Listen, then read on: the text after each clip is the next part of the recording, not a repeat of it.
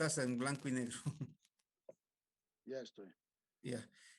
Lucio, decíamos que el CONADE se había formado prácticamente a partir de las movilizaciones contra el Código Procesal Penal impulsado por el MAS a partir de septiembre del 2018.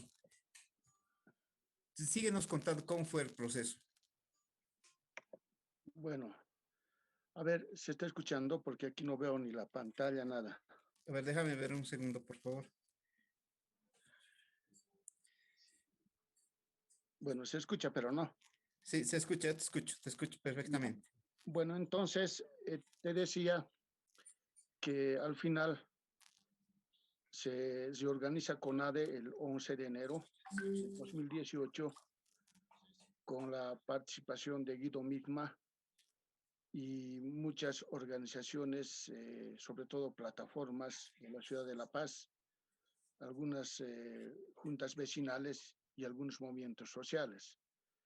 El 11 de enero, el 12, si no estoy equivocado, se convoca a una movilización desde el Alto a la ciudad de La Paz, donde hubo aproximadamente como unos 50.000 a 60.000 manifestantes.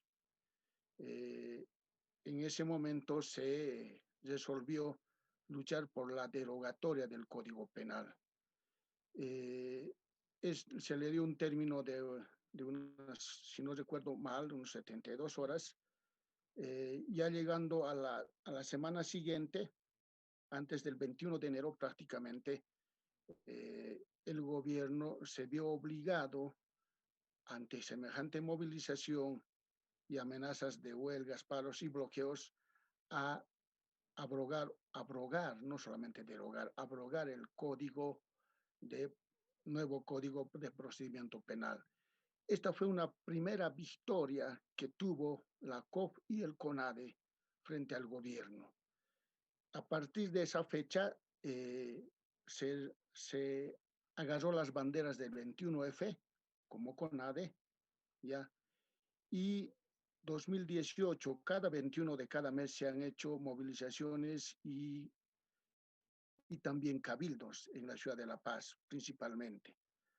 Estamos hablando 18, casi durante 2 años, cada 21 de cada mes se han hecho movilizaciones y naturalmente entre los planteamientos de los cabildos y las movilizaciones estaba el rechazo a la reelección de Evo Morales. Se condenaba que Evo Morales estaba prácticamente violando la propia constitución política del Estado, pero al mismo tiempo también se estaba mofando y se estaba burlando de los resultados del 21F, 21 de febrero del 2016. Entonces, todo esto generó un ambiente, en todo caso, para que el pueblo de La Paz y el pueblo boliviano vaya tomando conciencia de la necesidad de hacer respetar primero la constitución política del Estado, segundo su voto popular, porque el voto popular, ustedes recordarán, se manifestó clara y contundentemente rechazando la reelección de Evo Morales, pero al mismo tiempo también se condenaba la resolución que había determinado el Tribunal Constitucional Plurinacional, dándole el derecho humano, entre comillas, a Evo Morales para repostularse a las elecciones. Estas consignas prácticamente encarnaron en la población y principalmente en la juventud, en las clases medias, y ya arribando a las elecciones el 20 de octubre del 2019, con muchas resoluciones de por medio de diferentes cabildos, y los cabildos se manifestaban entre 50.000 hasta 100.000 personas, ya manifestando claramente que no van a permitir la repostulación de Evo Morales. Todo esto pues generó esa conciencia y reitero, llegando al 20 de octubre se dan las elecciones. Ustedes saben que a eso de horas 20 se suspende el TREP y, y resulta que era muy sospechoso que se haya suspendido una forma de información inmediata y directa que tenía la población.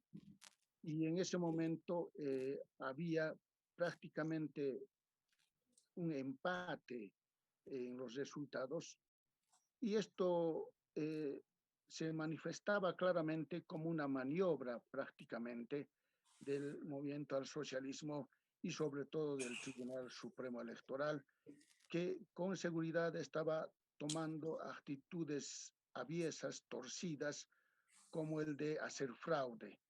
El día 21 ya las diferentes organizaciones de plataformas, ciudadanos autoconvocados, autoorganizados, juntas vecinales, de barrios, de diferentes plataformas, prácticamente tomaron las calles, ya en una manifestación de indignación y de rechazo a, esa, a ese propósito que tenía el MAS de escamotear de todas maneras el voto del pueblo y de generar prácticamente el fraude.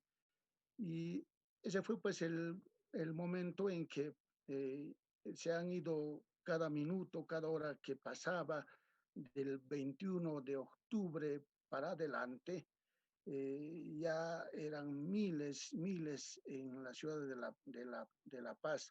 Y la última movilización que yo recuerdo eh, que se hizo en la ciudad de La Paz ya eran más de 300.000. En un cabildo se manifestó también que su rechazo a esa intención de Evo Morales de continuar con el propósito del fraude. Ya durante un mes se movilizó el pueblo y mayoría de nosotros ha sido no solamente testigo objetivo, sino ha sido parte protagónica de lo que ha ocurrido en nuestro país y en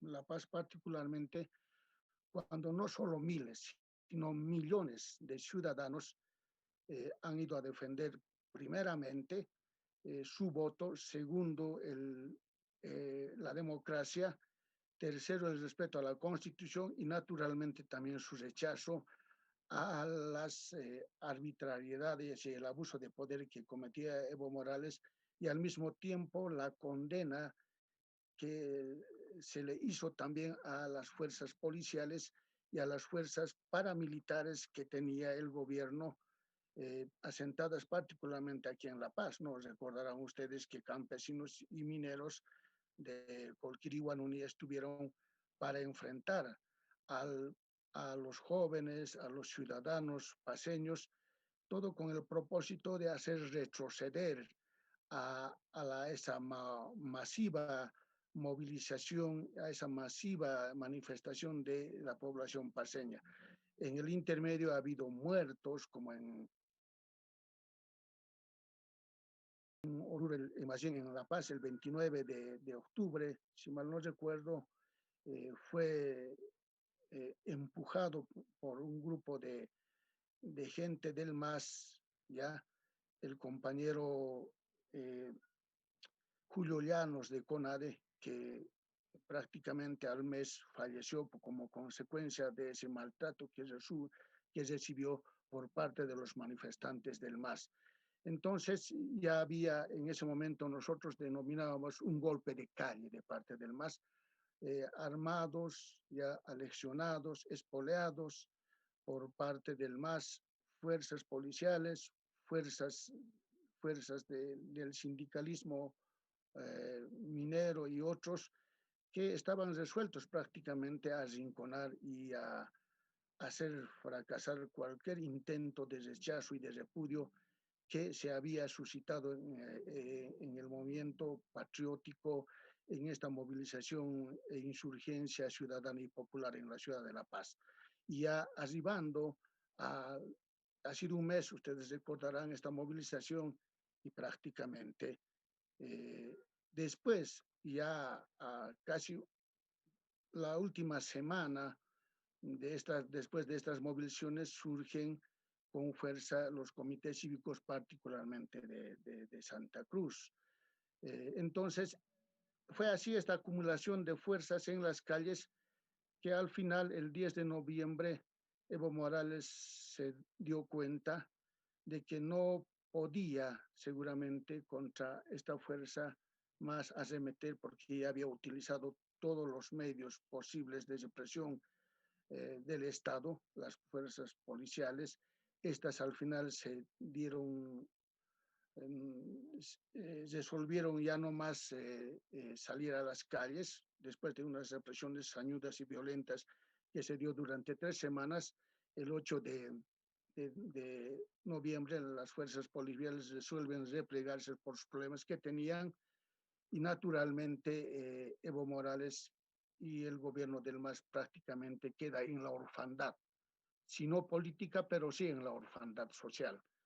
Y este hecho obviamente era difícil de controlar y Evo Morales, cerca de las 16:50, lo que hace es renunciar a su condición de presidente.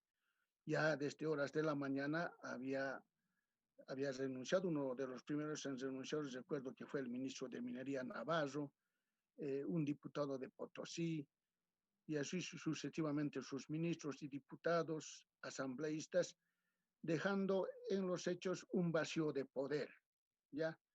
Y huyendo al Chapare y luego a México, y desde allá también espoleando allá Susando para hacer una especie de cerco a la ciudad de La Paz, cercar ciudades, no permitir que ingresen alimentos, en lo posible también generar las condiciones para una guerra civil, seguramente en la creencia de que Evo Morales todavía tenía un respaldo importante, seguramente ellos creían así, y que estoy seguro que ellos pensaban retornar en menos de 48 horas en hombros al Palacio de Gobierno, derrotando a la insurgencia ciudadana y popular que se suscitó, reitero, en los meses de octubre y noviembre del 2019. Esto es, digamos, en resumen, lo que ha sucedido esos días y creo que somos millones los que hemos participado y somos, de una u otra manera, conocemos al respecto. Esta es la verdadera historia.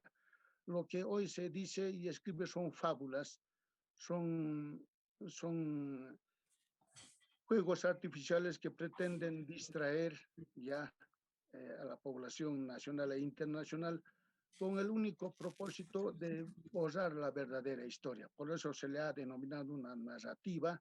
Aquí nunca hubo golpe de Estado, ya hubo una sucesión constitucional ante el vacío de poder. Ahí ya no nos correspondía a las masas en las calles. Alguien pues que tenía que buscarle una salida y ahí surgieron los partidos políticos, representantes de partidos políticos, estuvo en algunas reuniones, no sé exactamente en cuáles, los dos principales dirigentes de CONADE, entre ellos el compañero Villena, y naturalmente, pero ya cuando ya no había gobierno en este país. Lucio, fueron miles, millones de bolivianos que se movilizaron. ¿Por qué el MAS tiene esa intención? O sea, cada vez sube más la temperatura de las declaraciones de sus voceros para decir fue golpe de Estado, que la ultraderecha y cosas tan imaginativas como que en 3 Hércules iban a traer 10.000 mercenarios para que Luis Arce no asume el, su mandato como presidente constitucional. ¿A qué crees que se deba tanto insistir con esto, con la desestabilización? Porque partamos en dos partes. Uno era la narrativa del golpe, que se empieza a caer por obra y gracia de ellos mismos, el famoso video que circuló en las redes sociales de Evo explicando el por qué había mantenido el gobierno de Áñez y todas las cosas, que fue muy popular en pasados días. Y en una segunda parte, desde el pasado domingo, empiezan a decir que hay un proceso de desestabilización contra Luis Arce, que la derecha y la derecha y la derecha, que es conspirativa, tan fuerte, tan inmensa, queriendo generar un ambiente de victimización. ¿Cómo explicas esos dos temas, ¿no? el empezar el derrumbe del discurso del golpe por obra propia y el querer volver a generar un nuevo ambiente con el que hay un proceso de desestabilización encontrarse. Bueno, ellos nunca van a aceptar que fue una victoria popular, que fue una insurgencia ciudadana y popular.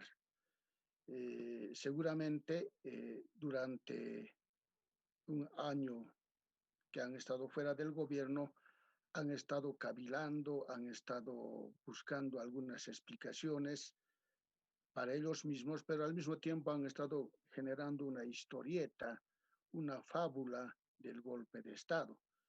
Pero si uno se va a remitir a investigar y a ojear o a buscar en redes las expresiones de sus diferentes ministros, inclusive antes de que hayan huido del país, vamos a encontrar que hay una seguridad de parte de ellos de derrotar a la movilización ciudadana. ¿Quién se inventó el término pititas?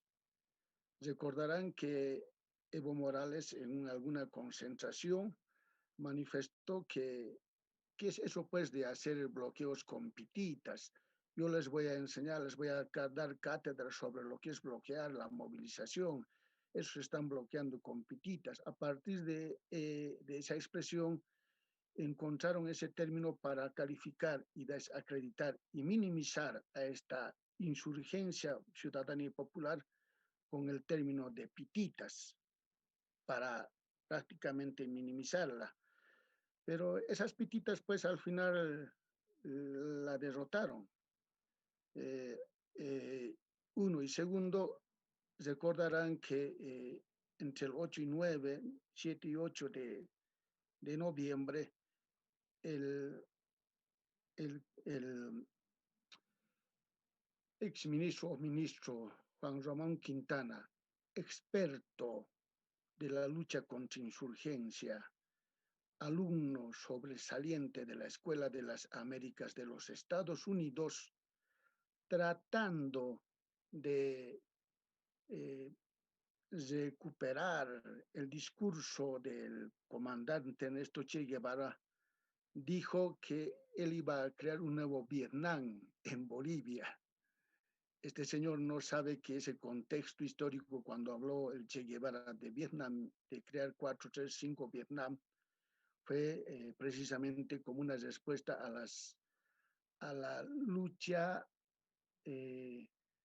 por la liberación de los países, a la lucha contra el imperialismo norteamericano y a la lucha contra la insurgencia que se desataba en el mundo entero en ese entonces. Él tratando de imitar y convencer y de vestirse de un combatiente guerrillero, ya repitió las mismas palabras. Vietnamizar, vamos a crear un nuevo Vietnam de este siglo, para esta época, algo al estilo. Nos estaba indicando claramente que el camino que iban a ocurrir en nuestro país era sembrar de muertos, ¿ya? Que cualquiera que salga a las calles, que osen enfrentarse al gobierno y a las fuerzas del orden del movimiento al socialismo, iban a terminar muertos, porque eso es el vietnamizar. Y no olvidemos también Zabaleta, que decía que desde mañana o pasado se van a contar por, ya no por decenas, sino por cientos de muertos. Por ahí el señor Torrico también hablaba de que cuidan a sus hijos, que van a aparecer muertos, etcétera, etcétera. Esas son expresiones para los hombres inteligentes y formados en política, eran unas expresiones amenazadoras. Estaban pretendiendo intimidar, amedrentar al pueblo para que el pueblo se paralogice y no salga a las calles. Pero no encontraron una respuesta de no me importismo ni pudieron arrinconar a la población en la inercia contemplativa. Por el contrario, para ellos, para la población, fue un desafío y tomaron las calles, reitero, miles de jóvenes y millones en todo el país. Este discurso provocativo y amenazante de estos tres personajes oscuros a quienes he hecho mención prácticamente aunaron las fuerzas de todo el pueblo boliviano y y ya ves lo que sucedió. Entonces, ellos ya lo que estaban buscando es condiciones en nuestro país para arrinconar definitivamente a la democracia, para derrotar definitivamente en las calles a la población y de esa forma imponer una democracia al estilo que ellos tienen. Esa democracia que ellos tienen es el de una democracia eh, de la subjetividad del caudillo, de la imposición personal y abusiva del caudillo. Ese tipo de democracia estaban buscando y estaban pretendiendo generar. Es decir, estaban creando condiciones para hacer realmente un golpe de Estado a la democracia. Y lo hicieron ya en el 21 de febrero del 2016 más para adelante, lo hicieron ese golpe de Estado, ya, y hoy por hoy, pues si quieren instalar en la cabeza de la población que hubo golpe de Estado, es porque es una vergüenza para ellos. Ese es su accionar durante los días previos a la ayuda de Evo Morales, es el oprobio que no van a poder borrar de la historia boliviana, ya no van a poder sacar de la cabeza y de la memoria de la gente lo que ha ocurrido de verdad en este país. Y naturalmente el discurso del golpe de Estado está dirigida a sus adherentes y a sus militantes, que por consigna saben bien los militantes que van a repetir lo que digan sus amos y señores, en este caso los grandes capos del MAS. El MAS se ha caracterizado por superar, inclusive, diría yo, al ministro de Comunicaciones Goebbels que tuvo Hitler. O sea, miente, miente, que algo quedará. Cuando la mentira es más grande, es más fácil de creer. O sea, si se han dado cuenta en este último tiempo, todo lo que sostiene el MAS es mentira. Y si hay alguna verdad, trata de mutarla, convertirla en verdad. Es como el fraude, que fue fraude, subrayado 1000 veces fraude, tratan de convertirle en golpe de Estado.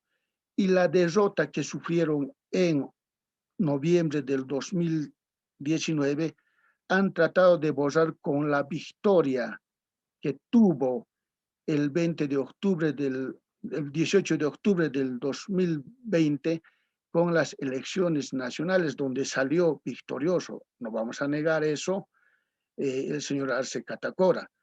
Pero ¿por qué salió victorioso? Hoy se ufanan y dicen, ahí está pues, si hubiéramos perdido en octubre y noviembre del 2019, no hubiéramos vuelto a recuperar el poder por la vía de las urnas. Eh, Hay una serie de argumentos que manejan y lo que no dicen es la gran verdad, que eso también responde a una estrategia que la comenzaron en el mes de agosto del 2019 con el famoso bloqueo de la COF, bloqueo que fue en contra de miles de enfermos de COVID en las diferentes clínicas de la ciudad de La Paz y del resto del país, que no permitieron ingresar los respiradores. Yo manifesté en algún medio, medio, y creo que también en este programa, que lo que hacía la COF era una estrategia de campaña para dar a conocer a la población de que el MAS estaba firme, que estaba resistiendo y que estaba resuelto a sobrepasar a ese gobierno de transición con ese argumento de que había que realizar las elecciones en una fecha determinada entre septiembre o agosto. Esa era una estrategia de campaña del MAS, ya que fue arrastrada de las narices a esa estrategia de campaña Huarachi. Y hoy ellos reivindican así, dicen, fue la resistencia de nuestro pueblo que logró la victoria en los bloqueos, en las carreteras y que esta se expresó expresó el 18 de octubre del 2020. Sí, pues, efectivamente recuperaron, pero fue por los errores, ya, no errores, sino por esa mala gestión de un gobierno que solamente tenía la obligación de convocar a elecciones, que fue el gobierno de la señora Yanine Áñez. Seguramente si no hubiera habido pandemia, la señora Áñez hubiera ido también en mayo, pero han confabulado muchos hechos y factores, inclusive exógenos, extrapolíticos, para que esta señora se quede y caiga en la corrupción, en el mal gobierno, el peor jefe, el peor representante como ministro fue Murillo, y bien dice que, Evo Morales que era el mejor jefe de campaña del MAS, por supuesto que así fue, como en el pasado fue mejor jefe de campaña para Evo Morales Sánchez Berazaín. Y cualquier ministro del interior o de gobierno que sea carnicero, represor, que encarcele, nunca le hace favor a su gobierno, le hace favor siempre a quien está al frente de su gobierno. Y esto es lo que pasó con Murillo. Desde ese punto de vista, creo que esa victoria que lograron el 18 de octubre del 2020, eh, a escasamente dos meses, ya, o 3 meses, en las elecciones subnacionales prácticamente también se cayó, porque la gente se dio cuenta que el señor Arce Catacora no había sido ningún mago de la economía, que el señor Catacora podía gobernar en este país gracias a la situación eh, importante e interesante que se vivía en Bolivia desde el 2006 al 2015 en la economía. Pero hoy, cuando hay una crisis económica y hay una crisis multidimensional, sanitaria, económica, social y política, este señor no tiene la magia para resolver los grandes problemas. Entonces, todo esto está siendo orquestado, diseñado por parte del MAS para mantenerse todavía con el apoyo que a esta altura estimo que no debe pasar y que nunca pasó del 30%. Si bien ganó el 54% el 18 de octubre del 2020, creo que ese 20% era más gente que buscaba estabilidad económica antes que ser adherentes o militantes del MAS. Hoy la estabilidad económica está por verse. No solamente vivimos una crisis sanitaria y una crisis económica, y día que pasa hay una pérdida de credibilidad del pueblo hacia el gobierno de Arce Catacora y naturalmente y directamente también frente al movimiento al socialismo. Entonces, ahora si están empezando a hablar otra vez de que alguien va a golpear a Arce Catacora, yo me animaría a decir que es entre ellos esa pelea interna. Ya dije también en este programa en algún momento de que no sé cuánto tiempo esperará Evo Morales ya para volver al gobierno, porque anda desesperado.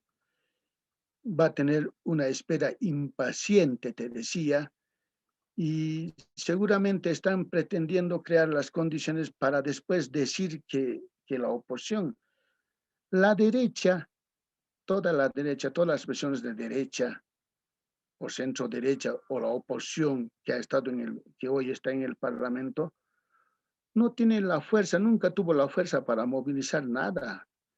En vano dicen que en octubre y noviembre del 2019 los partidos habrían contribuido y habrían tomado un accionar con respecto al fraude. Fueron las masas autoconvocadas y autoorganizadas.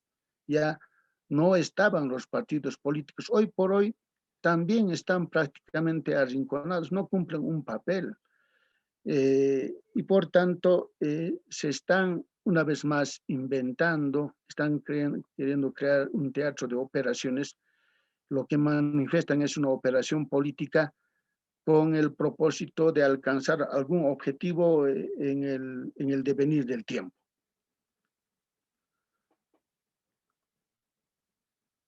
¿Cómo crees? Bueno, esta narrativa del golpe ya está concluyendo, ya prácticamente son los más fanáticos los que lo defienden. Como tú decías hace tiempo y lo reiteras ahora, son los mismos eh, intentos de Morales por retomar el poder que genera toda esta situación. Hay dos hechos que están empezando a cobrar cuerpo. Uno, que es reciente, es coyuntural, que es que ya se conoce la resolución de la Comisión Interamericana de Derechos, de la Corte Interamericana de Derechos Humanos, la CIDH, que indica que la reelección no es un derecho humano, más bien en su resolución indican que esto causa deformaciones en la democracia. Y dos, el tema de la división interna del MAS. Esta mañana en un discurso que no vi dónde lo dio, no sé si en Venezuela, porque ya estaba hasta unas horas en Venezuela o en Bolivia, eh, decía que van a luchar, que la derecha está tratando de dividir al MAS y todo el discurso que ya conocemos, ¿no? De todo lo bueno o lo malo que pasa en Bolivia, hasta de lo que hace frío le echan la culpa a la derecha. Y dos, este discurso jurídico se les cae también. Cómo crees que enfrenten este momento el MAS? Bueno, primero que el MAS sabe perfectamente que ellos son de derecha, siempre lo han sido de derecha. Hay algunos motecitos que podrían ser rescatables con posiciones y formación de izquierda, pero la mayoría de sus adherentes y militantes y ministros tienen trayectoria de haber sido de derecha. Empecemos nomás con Ramón Quintana, en el pasado hubo otras, habría que mencionar, no recuerdo en este momento los nombres, sus políticas económicas, ¿en qué se diferencian? Han hecho creer a este país que iban a nacionalizar la minería y que iban a refundar la Comibol. ¿Ha ocurrido eso? Debo recordar a la población y al pueblo boliviano que cuando el MNS nacionalizó y fundó Comibol, lo hizo con 23 empresas mineras, llegando al año 1954, año que nací, ya llegaron a más de 60 empresas mineras. Todas ellas recuperaron de los varones del estaño, Jochil, Armayo y Patiño y otros. Esa fue la poderosa Comibol, ya con más de 30,000 trabajadores mineros hasta el año 1985. Pero la nacionalización del gobierno del MAS no pasa de 3 centros mineros. Si uno revisa las estadísticas de cómo está la minería, vamos a ver que el 57% de las exportaciones en millones de dólares la genera la empresa privada, sobre todo San Cristóbal y San Bartolomé y otros.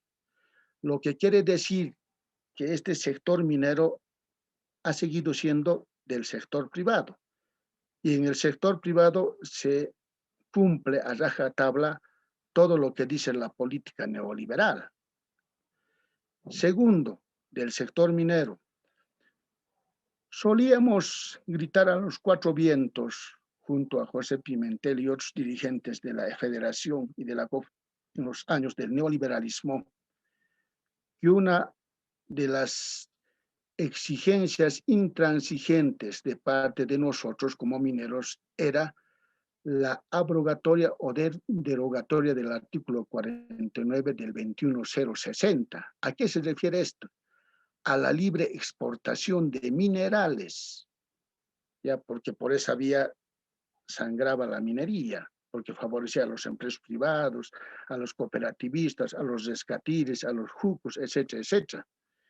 Resulta que ese artículo 49 ha estado intacto, no se le ha tocado, Lo que quiere decir que uno de los puntos fundamentales del decreto 21060 estaba vigente, lo que nos empuja a pensar inmediatamente que las neoliberales en el sector de la minería vigentes nunca fueron hechas a un lado ni erradicadas.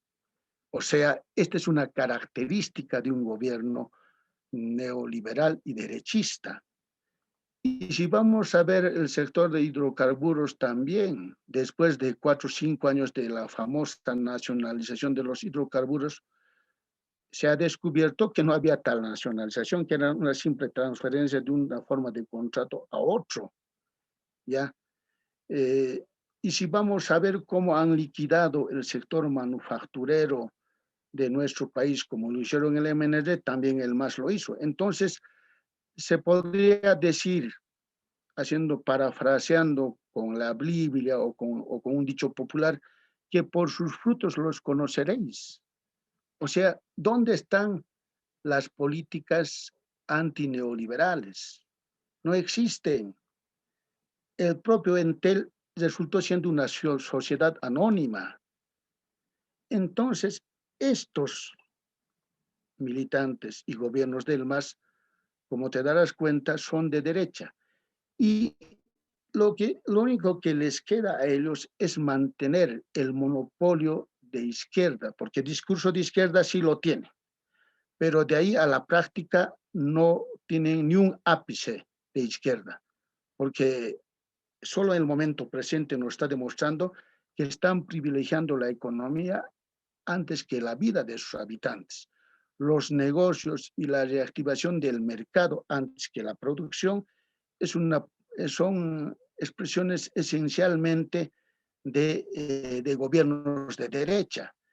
Entonces, si tienen algo de izquierda, solamente es la demagogia y la discursiva, porque en el fondo son de derecha. Y al resto que está en la oposición, ya les califican de derecha, porque saben ellos que este pueblo tiene un sentimiento de izquierda, tiene un sentimiento antiimperialista, eso es lo que agarran, y tratan de insuflar las banderas etnoculturales para dividir desde el punto de vista etnocultural nuestro país, lucha entre indios y caras, ciudad versus campo, etcétera, etcétera. Entonces, primera aclaración, ¿ya? Y segundo, ¿cuál era la pregunta, Pavel? Decía el tema de la división interna, o sea, lo Ah, andan negando, lo negó como presidente interino David Choquehuanca, lo niega Luis Arce, lo niega Evo Morales, pero como dice el dicho popular, tanto si el río suena es porque piedras trae, ¿no? Entonces, ¿tú crees que esta división es cada vez más notoria? Para que lo nieguen tanto, parece que sí, pero y si podrías identificar algún sector de esta división, o si es uno o si son varios. bueno, los propios militantes del MAS conocen que hay hasta 4 vertientes o alas dentro del MAS. No es una versión mía, lo reconocen y lo dicen entre pasillos, en las calles, amigos, porque no debemos olvidar, Pavel, que nosotros provenimos de años de militancia, de lucha, de posición de izquierda, y muchos de ellos que hoy son gobierno han sido amigos nuestros, y no Nuestros han dejado de compañeros ser, de camino, nuestros compañeros de sí, camino en mucho compañeros tiempo, de además. y no han dejado de ser nuestros amigos, ¿no? Siempre puedes conversar, y no es que esté haciendo un chisme, porque eso saben todos. O sea, hay una ala dura que está la más desesperada, es la de Evo Morales, que con tal de volver al gobierno lo más antes posible, no va a tener ningún reparo de utilizar cualquier medio, ¿ya? No va a trepidar ante nada ni ante nadie. Me gustaba decir siempre eso. Antes yo decía que el Evo Morales, con tal de volver a repostularse y reelegirse, no trepidaría ante nada ni ante nadie, y así lo hizo.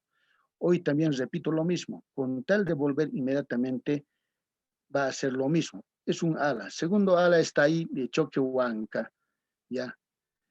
El tercero está Cuellar, Aguilar y Eva Copa, disidentes, entre comillas, los más suaves del MAS, y a los que estuvieron, entre comillas, también resistiendo cuando huyeron los Evo Morales, los Navarro, los Hugo Moldis, los Torricos, esta ala que fue la que al final tomó el camino de la reconciliación, el camino del sana sana y evitó un enfrentamiento entre bolivianos, Cuellar, Eva Copa, Aguilar y otros, que al final también aprobaron dos leyes importantes, la 1262 y la 270, que reconocieron al gobierno de transición y por ello mismo reconocieron que no hubo golpe de Estado, que le dio visos de toda legalidad. Esa es la otra ala. Esta misma ala de diputados y asambleístas, a último minuto de su estadía en la Asamblea Legislativa, promulgó una ley 1349, lo aprobó. Tenía que promulgar la señora Áñez, no lo promulgó, pero al final ellos lo pusieron en vigencia como última acción política y demagógica. ¿A qué se refiere ese 1349 que nos hemos olvidado? Los bolivianos a veces tenemos muy poca memoria. Se refiere a que las clínicas privadas deberían atender a las personas enfermas con COVID. El Estado como tal debería hacerse cargo. Y hoy, a la fecha, hay muchos familiares, amigos que han muerto en clínicas privadas y sus deudas pasan después de 7, 8 días, 9 días de internación, de estar internos, más de 100,000 bolivianos. ¿No les parece que el gobierno del MAS y el Estado como tal debe hacerse cargo de estas deudas en cumplimiento de esa ley 1349 que aprobaron las últimas horas de estadía del MAS en la gestión parlamentaria, en la última? ¿No les parece? Entonces, ese es un grupo. El otro grupo está, ya les he dicho, Choquehuanca. Hay otro grupo que todavía está por ahí buscando tener presencia en el gobierno, que son los jóvenes que están a la cabeza de lo que se denomina Columna Sur, buscando una renovación total de la mayoría de quienes fueron en el pasado ministros, viceministros y parlamentarios. Entonces, si vamos a ir contando los descontentos por ahí, vamos a ver que hay una división interna que no solamente va a ser división interna, se está pulverizando el MAS. Yo en principio hace meses, en el mes de enero, no creí que esto iba a avanzar, pero hoy me doy cuenta que prácticamente todo sustento social y credibilidad que tenía el MAS todavía hasta el 18 de octubre del 2020, hoy prácticamente está cayendo en el vacío, ya nadie cree en el MAS. Y por eso mismo se está configurando un panorama de inestabilidad económica, social y política. Esto parece que tienen que tener lectura los masistas y claro, mañana le van a echar la culpa como el cojo al empedrado. No van a admitir jamás que es su responsabilidad y su culpa que una vez más el país se vea en una situación de una encrucijada, pero al mismo tiempo la provocación que hace con las detenciones arbitrarias, apresando a Gil y a Mil, y también está generando pues indignación en la población. Y el pueblo, este pueblo no está acostumbrado a luchar, ¿ya? Hemos hecho caer dictaduras.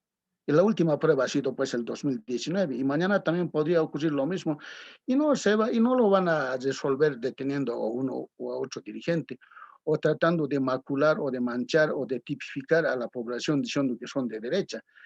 Los intereses del país y del pueblo están por encima de las dicotomías de orden ideológico y político. El pueblo quiere resolver su problema de sanidad, del COVID, quiere resolver el problema de su fuente de trabajo, quiere generarse ingresos, quiere tener una justicia que realmente responda a ellos y no a los intereses de la casta dominante y gobernante.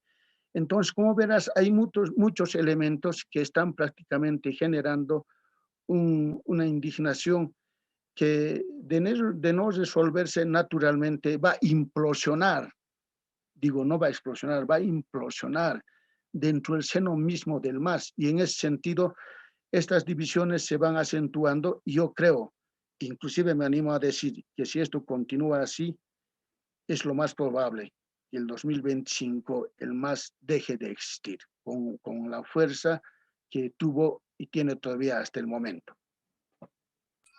Te tomo dos cosas. Uno, utilizaste un término muy duro que es pulverizar. Eh, y dos, ¿tú crees que el más aguante en esta lucha tendés desesperación? Hablamos de un lado duro y precisamente empezamos este diálogo con una declaración parafraseando una declaración de Teresa Morales, quien sostenía quienes habían negociado la salida de Ero eran unos don nadis. ¿Tú crees que en este relato del tema de, del golpe de Estado, de todas esas cuestiones, quienes más mueven, quienes más reaccionan, sean los del sector duro? Y dos, ¿no crees que los tiempos, Palmas, están yendo demasiado rápido? Porque tienes 8 meses de gobierno y aparece, es un gobierno que no suena ni truena en los hechos es, un gobierno no suena ni truena. Todo lo quieren cargar a la política y sus divisiones al hacer esto son más notorias. O sea, el MAS es un partido, organización política de los movimientos sociales. Pero, ¿cuán de real es Teresa Morales aquí, sector social, representa? Juan Ramón Quintana, ¿a qué sector social representa? ¿Y A por ver, qué los otros sectores no se pronuncian? Ahora, la ruptura con el Alto parece inminente. O sea, yo creo que Omar Aguilar y Eva Copa son tan astutos e inteligentes para darse cuenta que su salida del MAS ya es sin retorno. Va un proyecto y es un proyecto ya que lo tienen que consolidar, construir, no sé. Pero creo que sus tiempos han corrido demasiado rápido, demasiado rápido en estos 8 meses en función a querer volver a tener la hegemonía que tuvieron durante casi 14 años. Es más, yo creo que su hegemonía terminó el 21 de febrero de 2016. Entonces, ¿no crees que hay tiempos demasiado acelerados? Y ahí te contradigo, no creo que aguanten hasta el 2025. mira, el oro siempre dice el oro, ¿ya? La señora Teresa Morales, ¿quién le ha conocido en el pasado? ¿Dónde ha sido dirigente? Ha luchado contra la democracia. Su padre sí, pero ella no. En CONADE existimos personas que tenemos larga trayectoria de lucha, empezando por Waldo Albarracín, el difunto, mi homenaje para don Rolando Villena, la señora Amparo. Yo fui dirigente de la COF, fui dirigente universitario, he luchado contra las dictaduras. Manuel Morales, viejo militante de izquierda. Hay mucha gente que podría ir mencionando así. Nosotros tenemos historia de lucha democrática. Hemos luchado contra las dictaduras militares y jamás nos hemos aprovechado de una condición de militantes para llegar al gobierno. No hemos gobernado ni un segundo con la señora Áñez. No lo haríamos con ningún gobierno de derecha, ¿ya? Entonces, y tú bien has mencionado los que fueron ministros y actualmente son ministros, ¿a quienes representan? Salvo Evo Morales que sí representa a los cocaleros, pero el resto, no. ¿Y qué trayectoria de lucha tienen? Se habrán hecho conocer en el seno de sus partidos, pero si vamos a ver a muchos de sus candidatos a senadores y diputados, lo mismo, no tienen mucha trayectoria. Muchos de ellos hablan de neoliberalismo, derecho, sin saber ni siquiera qué es eso. Ya, jamás nosotros podíamos compararnos con esos tribilines. Nosotros tenemos trayectoria de lucha. lo decimos con orgullo, y luchamos hoy por la democracia. Somos de izquierda, no ha ido ni un milímetro en nuestras posiciones ideológicas y políticas. Seguimos ya luchando contra las dictaduras, contra los antidemocráticos y luchando por el respeto a los derechos humanos y la democracia. Desde ese punto de vista, claro, quizás uno podría estar percibiendo objetivamente un desgaste muy acelerado de parte del MAS, cosa que yo no creía hasta hace 4 meses. Pero día que pasa, el último video que hemos visto, ya que han visto todos, y, y no creo que digan que fue un invento, que se han armado, donde Evo Morales está reunido con un grupo de sus militantes y les explica el por qué no la señora Copa, el por qué no hay que destituir a Murillo, que hay que preservar o defender al gobierno de Áñez, etcétera, está mostrando el carácter y la esencia que ha tenido este gobierno durante 14 años, ¿ya? Porque todo ha sido fraude en el gobierno del MAS.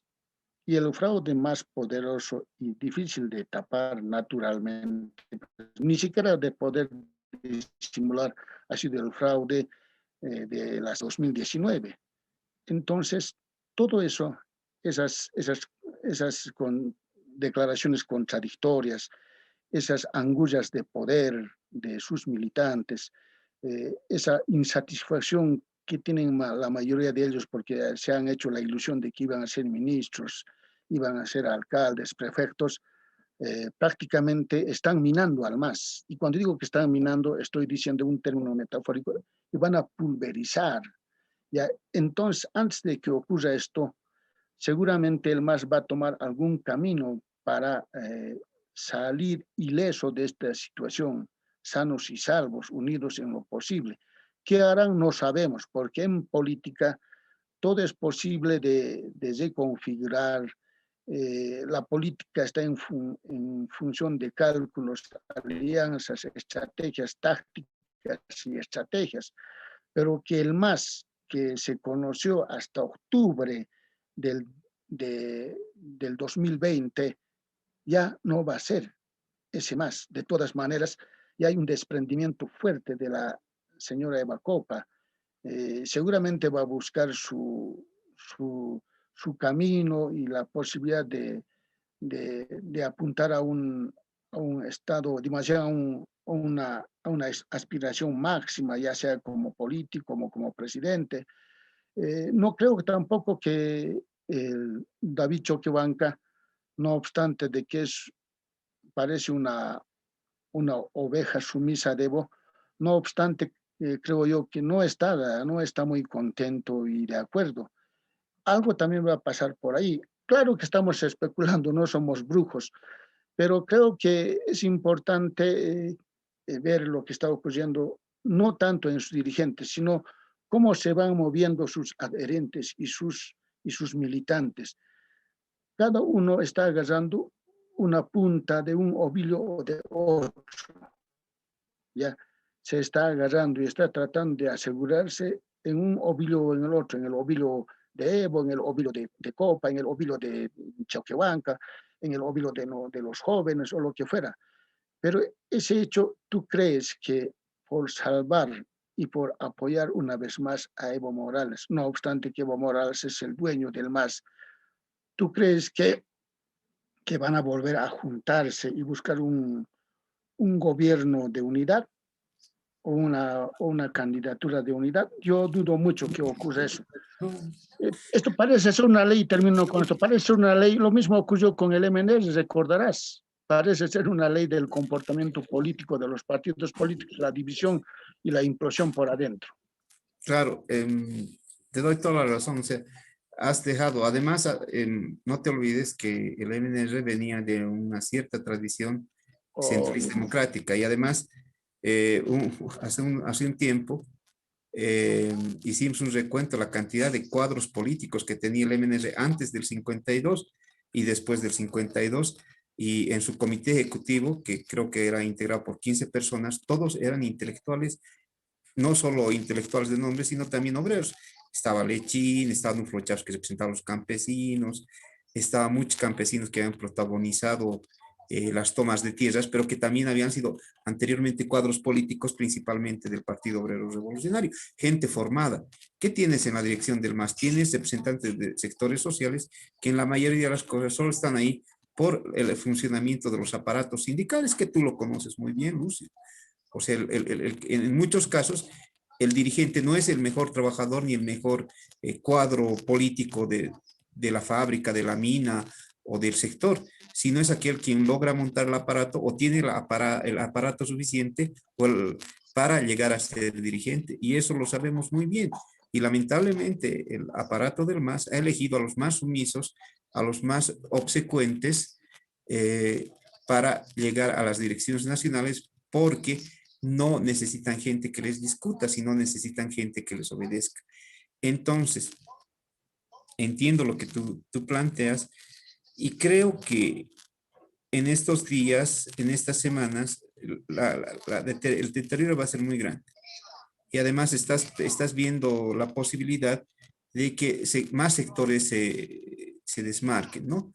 Tuviste una ruptura muy grande prácticamente fuiste y sanaste con chicle el tema de los transportistas por el tema de Arica, pero no te olvides que aquí quienes mandan son los intereses mineros, son los intereses agroindustriales, y ese ferrocarril les abarata demasiado los costos a los industriales y a los mineros como para que sea una medida permanente. Dos, algo que hay que destacar, o sea, el MAS tampoco fue el infierno por completo, como algunos quieren sostener. Por lo menos en la primera gestión tuviste una gran cantidad de cuadros de izquierda, pero profesionales, gente muy interesante, gente que trabajó, que, que viste que era profesional, pero también era militante. Y eso no se vuelve a dar. En este gobierno, digamos, luce la mediocridad. Luce la mediocridad. De un ministro de gobierno que amenazando como Arce Gómez o lanzando declaraciones poco afortunadas, cree que va a callar a la oposición. Que la oposición, y aquí también te pido una opinión, Lucio, o sea, ¿por qué tocamos el nombre del CONADE? Porque de pronto los enemigos del MAS no es la gente movilizada, es el CONADE, es Comunidad Ciudadana y el Partido Obrero Revolucionario, que en realidad, siendo coherentes, tienen una fuerza social muy, no tan contundente como se quisiera, pero no son nada comparados al aparato masista. Entonces, ¿qué buscan con eso al querer buscar culpables objetivos? O sea, la han encarcelado a Áñez, han encarcelado a sus ministros y sabiendo que nadie los iba a defender. O sea, ¿qué buscan con eso? ¿Por qué culpar a los más débiles? Y no porque buscar entre ellos mismos hacerse una autocrítica y decir nosotros somos los culpables de todo esto, ¿no? Bueno, la intención es clara, ¿no? Quisieran descabezar a CONADE, no obstante que ya hemos perdido un cuadro importante, dos cuadros importantes, como es el doctor Villena, que falleció por COVID, Waldo Albarracín, que por razones personales ya no está en CONADE, está con licencia, con permiso, que puede retornar en cualquier momento.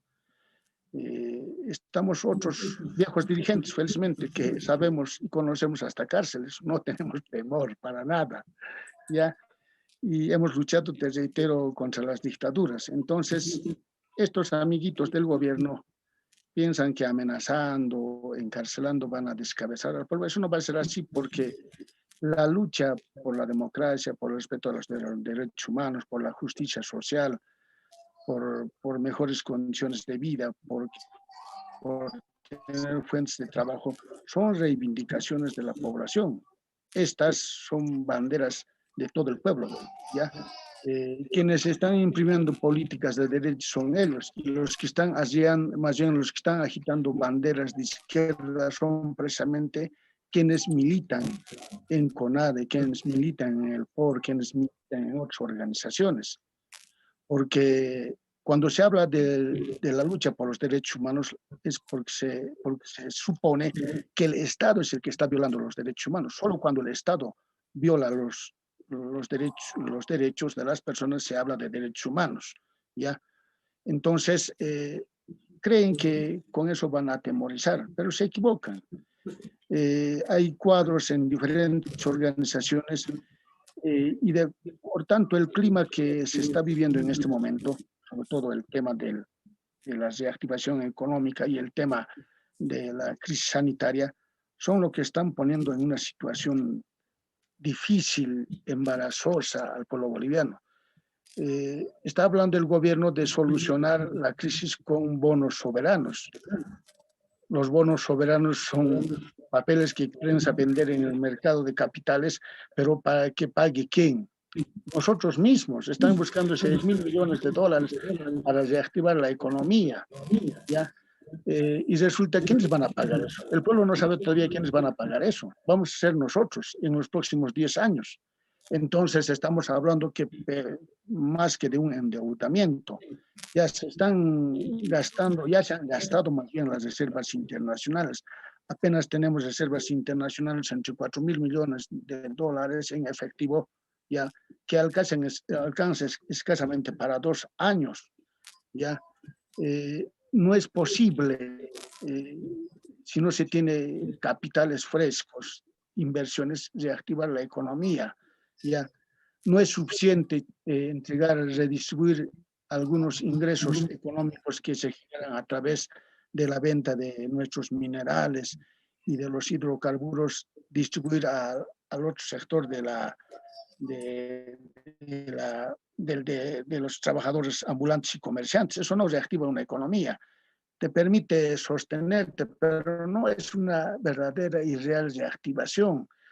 Entonces, hay problemas en este aspecto de la economía y esto de todas maneras va a estallar. ¿Cómo lo van a detener? ¿No? Es probable que yo le decía hoy a un masista, dice, y él me decía más bien, el Fondo Monetario Internacional recomienda que debemos cambiar la estructura productiva, debemos un poco privatizar nuestra economía, pero nosotros no vamos a cumplir eso, dice, es cierto. Desde su punto de vista político ideológico no lo van a hacer, y mucho menos van a escuchar al Fondo Monetario Internacional. Entonces se avecinan grandes problemas. ¿Cómo los va a sortear? Es difícil. No tienen un plan, ¿ya? Porque cuando hablan de que ha habido un repunte en la economía que va a ser el 5% este año según el Fondo Monetario Internacional, ellos mismos recuperan lo que dice el Fondo Monetario Internacional, hacen apología del Fondo Monetario Internacional cuando este organismo les dice que es probable que Bolivia tenga un PIB, un crecimiento del 5%, en ese instante vale el Fondo Monetario Internacional, pero lo que no nos están diciendo es que esa recuperación va a ser como consecuencia del alza de los precios de las materias primas en el mercado internacional. Como nunca, ni siquiera el 2011, el estaño, por ejemplo, había trepado al 15%. El zinc igual, o sea, todos los minerales han trepado. ¿Por qué están trepando? Yo le llamo a esto economía fortuita. Lo fortuito está ayudando a este gobierno, la suerte. Lo fortuito es que la economía mundial, después de casi un año de recesión, está recuperándose, pero aquellos países altamente industrializados.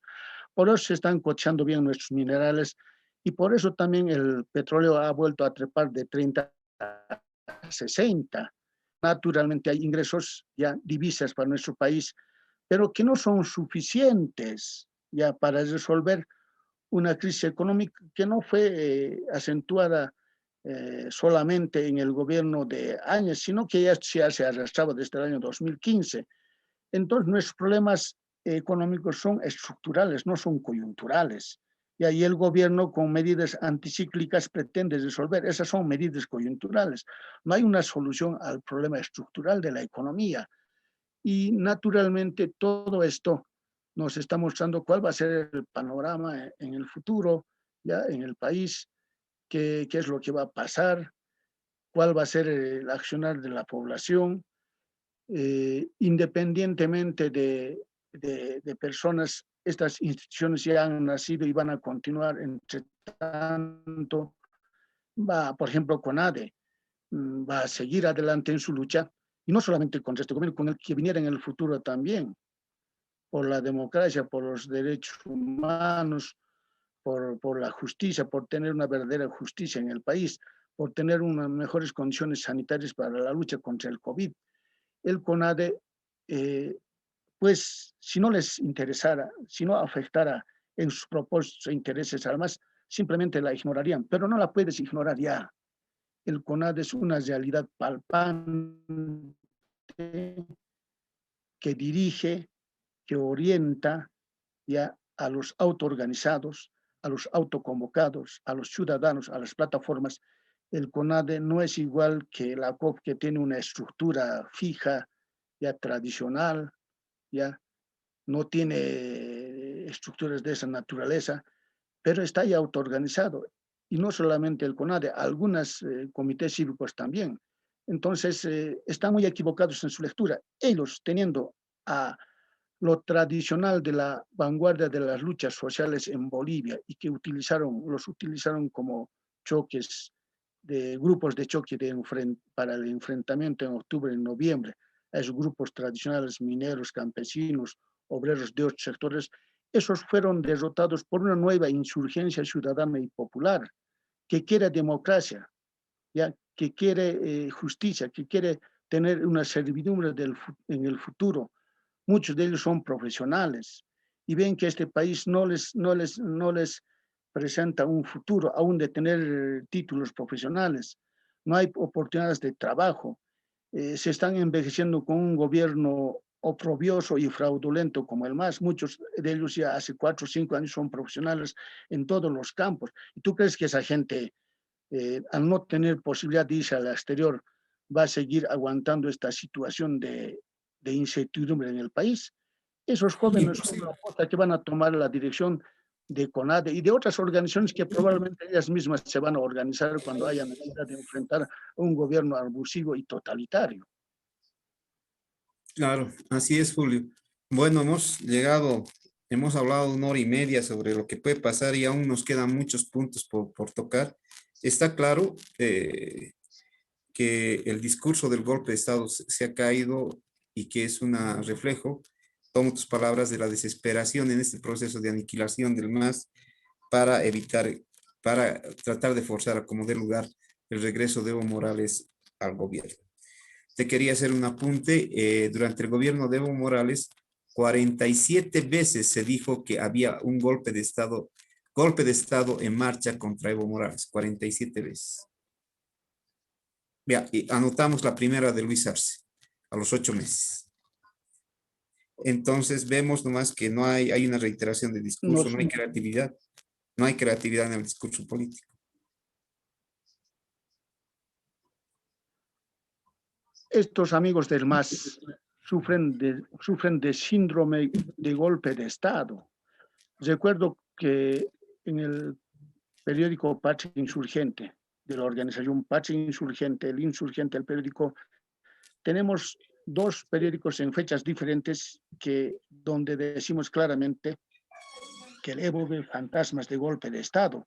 Primero lo vio con un motín que hubo, no recuerdo qué año, con la movilización de los policías, y otro con la movilización, inclusive, imagínate, de los discapacitados. Decían que respondía a un plan de golpe de Estado.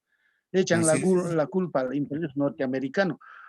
O sea, donde hay conflictos, estos señores del MAS ven el fantasma del golpe de Estado. Y como los fantasmas no existen, el golpe de Estado que dicen que hubo en octubre y noviembre del 2019 también fue un fantasma. O sea, un fantasma ronda ya la cabeza de los masistas y del MAS, el fantasma del golpe de Estado. Hay que llamar a un exorcista, a un cazafantasmas. Lucio, agradecerte por este tiempo. Como siempre, es un gusto charlar contigo, hablar contigo y más de temas políticos. Agradecerte, yo creo que te volveremos a convocar pronto para hacer un debate con los gentes, con estos amigos que ven fantasmas hasta en la sopa. Agradecerte y recordar a todas las personas que nos siguen que esta semana estamos promocionando el libro de Tristán Maró, Justicia y Socialismo, bueno, de Luis Tapia sobre Tristán Maró. Les recomiendo, es una lectura muy interesante, muy buena y rápida. Gracias, Lucio, y será hasta el próximo sábado en estos diálogos subterráneos. Muchas gracias y buenas noches. Buenas noches, un abrazo, Pavel, para vos y los tuyos y a Librería Subterráneo. Y recordarles que Librería Subterránea, me olvidaba, se encuentra en el pasaje subterráneo, local 8, en la avenida Mariscal Santa Cruz, ingresando por la calle Colombia o por la calle Loaiza. También agradecer en la producción a César Uscamaita y en la realización a José y Mateo Alarcón. Hoy día fueron 2 porque tuvimos problemas con el internet. Buenas noches y muchísimas gracias. Buenas noches.